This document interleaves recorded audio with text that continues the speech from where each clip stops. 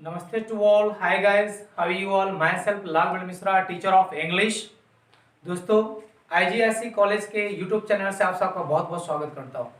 Guys, जहां भी हैं सेफ रहें और स्टडीज एटमॉस्फेयर में रहें, क्योंकि कोरोना ने बहुत कुछ छीना है, तो बहुत कुछ आपको करने के लिए, अपग्रेड करने के लिए एक अपॉर्चुनिटी भी दी है। आप घर पे रह के हमारे गाइडेंस में, हमारे वीडियो लेक्चर्स के जरिए आप अच्छा से अच्छा एक एटमॉस्फेयर क्रिएट कर सकते हैं। Living at your home you can make better your study. Okay, so आप सेफ रहें जहां भी रहें और स्टडीज एक एटमॉस्फेयर में रहें। तो guys, as you know my teaching subject is English. तो लास्ट वीडियो लेक्चर में मैंने बात की थी transformation of English, transformation of sentences, जो कि इंग्लिश सब्जेक्ट में आपको क्लास 11th और 12th में मिलेगा।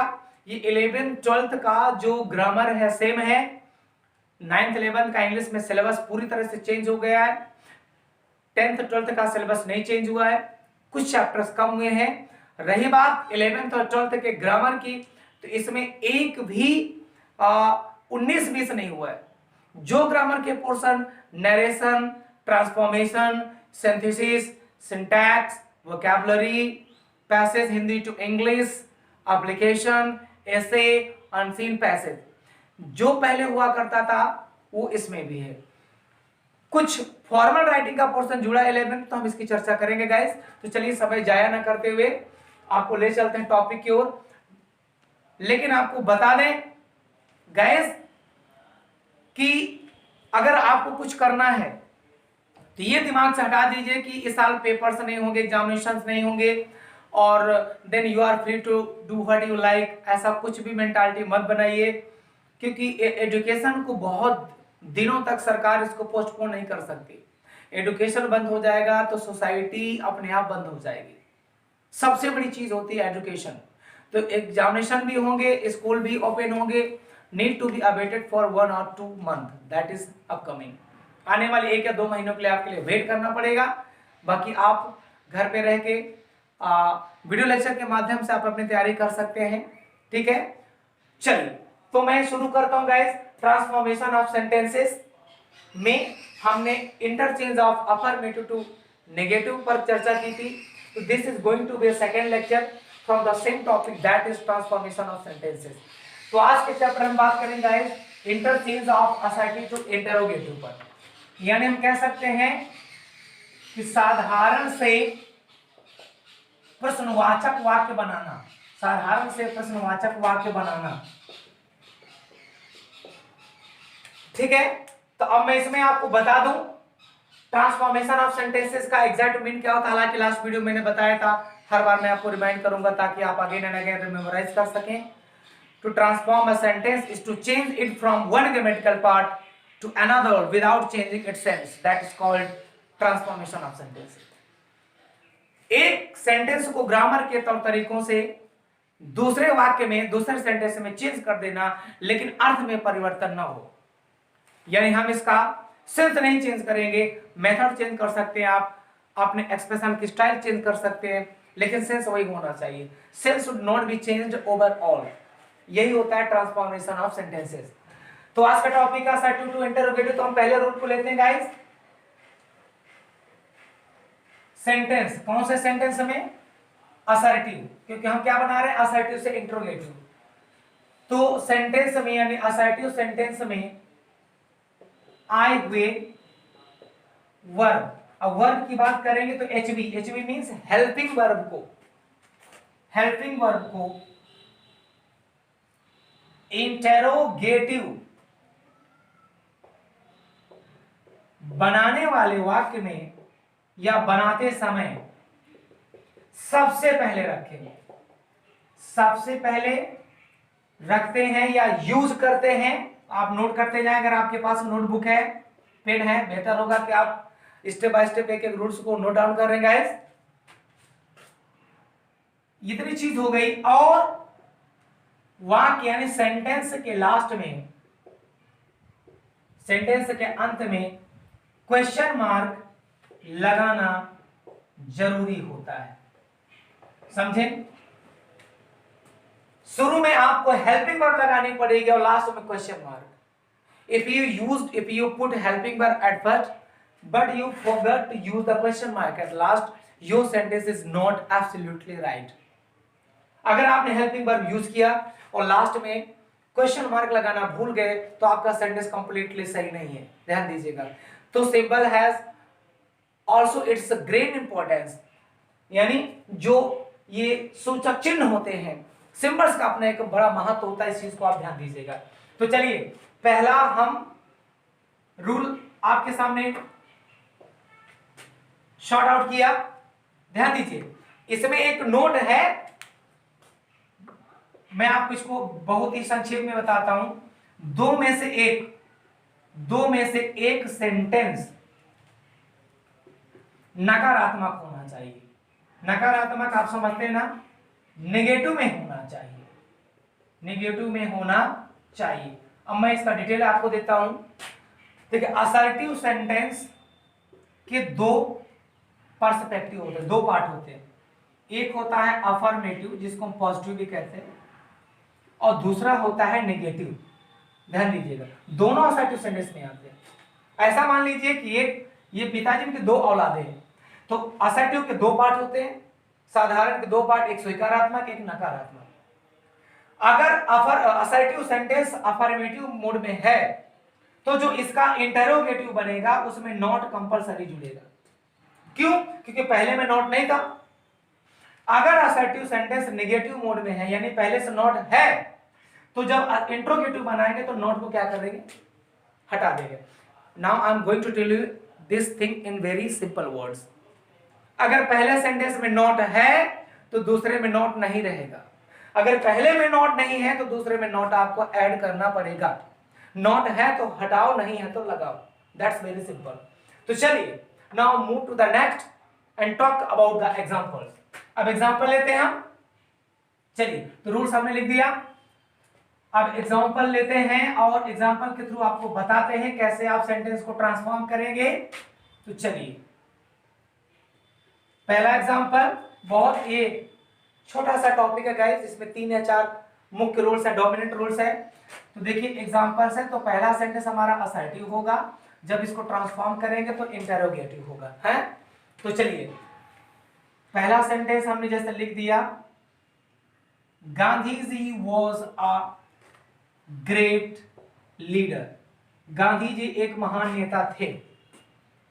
तो शुरू में हमको क्या करना है, हेल्पिंग वर्ब को लाना है. तो इसका वर्ब क्या है, was. Was Gandhi ji not a great leader. जितनी चीजें हमने ऐड की रूल्स के अकॉर्डिंग उतने हमने शामिल की. गांधी जी एक महान नेता थे.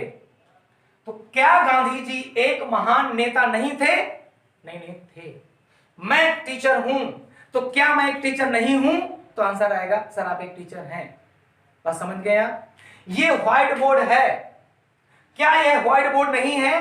तो यह व्हाइट बोर्ड है. हम ना को कब लगाते हैं, जब सेंटेंस में श्योरिटी बढ़ाते हैं. श्योरिटी बढ़ाने के लिए यानी सेंटेंस को, मैटर को इंश्योर करने के लिए हम उसमें नॉट जोड़ते हैं. मैं टीचर हूं ना, है ना. हमने ना क्यों लगाया, ये श्योरिटी पाने के लिए. तो यही कुछ होता है कि गांधी जी एक महान नेता थे. क्या शुरू में हेल्पिंग वर्ब आने का मतलब होता है क्या गांधी जी एक महान नेता नहीं थे? भाई प्रश्न पूछेंगे ना, क्या गांधी जी एक महान नेता नहीं थे?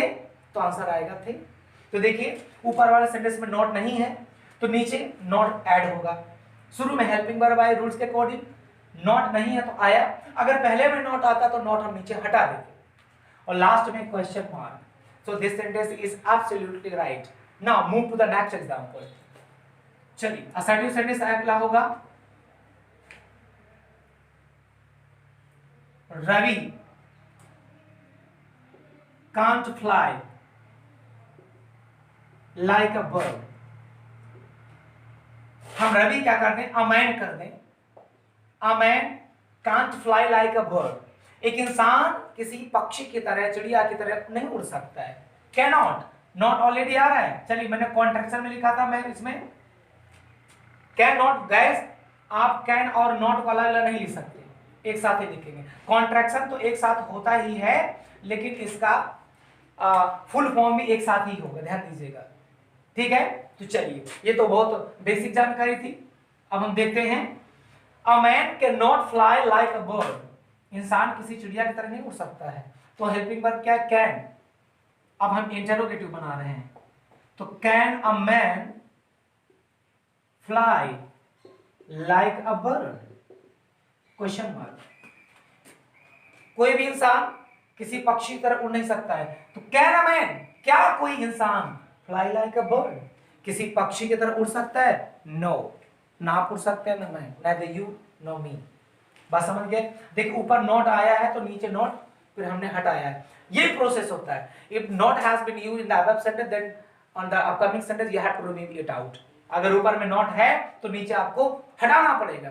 Not should be over there in one of the sentence, है ना, एक ही सेंटेंस में होना चाहिए, दोनों में नहीं होना चाहिए। है तो लगाओ, नहीं तो हटाओ, दैट्स वेरी इजी। तो दो एग्जांपल में हमने इसको क्लियर किया गाइस।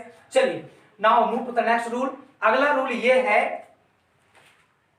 कि नो को एनी में बदल देते हैं और एनी को नो में बदल देते हैं। व्हाट? यस। तो ध्यान देंगे, नो को no is change into any and any is change into no, first rule. Second क्या है? Never, never is change into ever and ever is also change into never. No को any में और any को no में, no never को ever में और एवर को नेवर में। तो चलिए फिर एग्जांपल लेते हैं। पहला सेंटेंस हमारा होगा गाइस असर्टिव का, जब हम इसको ट्रांसफॉर्म करेंगे तो इंटेरोगेटिव होगा। चलिए तब सेंटेंस लेते हैं, no one can make a soul, absolutely कोई भी आत्मा नहीं बना सकता है ना। हमारे साइंटिफिक वर्ड में बॉडी बना सकते हैं, उसको इंटरचेंज कर सकते हैं, बहुत सारी चीजें हैं। They can change the function of the body, symptoms, है ना, ट्रांसप्लांट कर सकते हैं, whether we talk about the liver and the kidney. But nobody, no doctor, no expert, no scientist can make a soul, कोई आत्मा नहीं बना सकता है। तो no one can make a soul, कोई भी कोई आत्मा नहीं बना सकता। I mean to say the sentence begins with no one and no change into anyone. So helping verb क्या है? Can। तो हम शुरू करते हैं guys। Can anyone, can anyone make a soul? ये लीजिए क्वेश्चन मार्क। हमारा सेंटेंस है कोई भी आत्मा नहीं बना सकता है, तो आंसर है इंटरोगेटिव में can anyone make a soul, क्या कोई आत्मा बना सकता है? आंसर आएगा नो, नहीं बना सकता। तो देखिए हमने नो को किस में ही चेंज किया?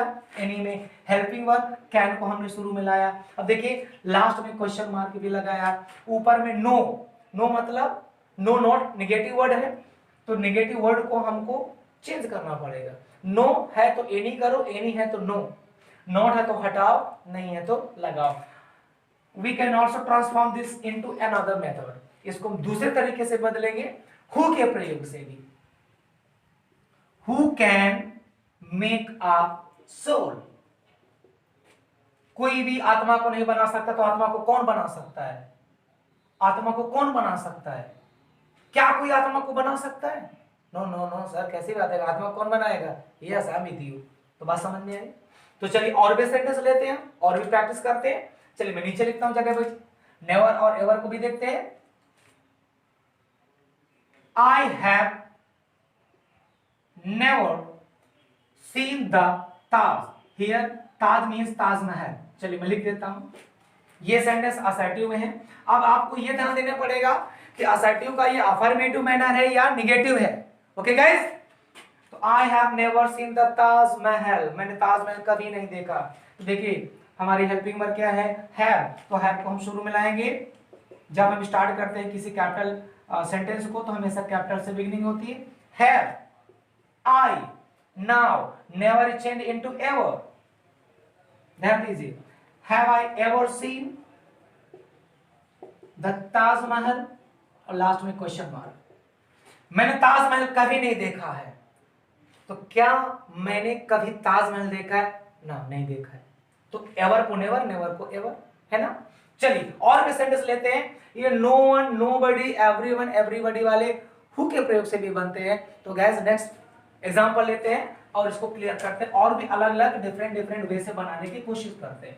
चलिए, आपको problem in case feel any problem, you can put your queries, you can put your problems in comment box. I am awaited for that and definitely I would like to respond whatever just you put a question before me. तो ध्यान दीजिएगा और like करिएगा, share करना बिल्कुल मत भूलिएगा। आपने देख लिया, that's your responsibility and no, जिम्मेदारी यहाँ शुरू होती है। आपको अच्छा लगा तो आपके फ्रेंड्स है, मेट्स है जो आपके कॉलेज में है या आउट ऑफ है, but they are familiar known to you, लेकिन परिचित है आपसे, तो उनको भी इस चीज को दिखाइए, शेयर करिए, तो वो भी इसका एडवांटेज ले सके। चलिए, तो ये बातें होते रहेंगे गाइस। अब आगे रूल में चलते हैं हम। जैसे नो वन, अब मैंने पहले से नोट किया, तो ध्यान दीजिए, जहां नो आया समझ लीजिए सर ने कहा था नो का एनी, एनी का नो, एवर का नेवर, नेवर का एवर, या तुरंत आप माइंड मैपिंग शुरू कर दीजिए। No one would like to be a slave. Slave means होता दास, गुलाम। No one would like to be a slave. कोई भी गुलाम नहीं होना चाहेगा, कोई भी नौकर नहीं होना चाहेगा, कोई भी दास नहीं होना चाहेगा। ये असर्टिव सेंटेंस है, तो इसको हम इंटरोगेटिव में कैसे बदलेंगे? यस, चलिए आंसर दीजिए फटाफट मुझे, सोचिए। तो हेल्पिंग वर्ब क्या है? वुड। अब देखिए नो वन किस में जाएगा? एनी, वन का तो वन ही रहेगा, गया ना।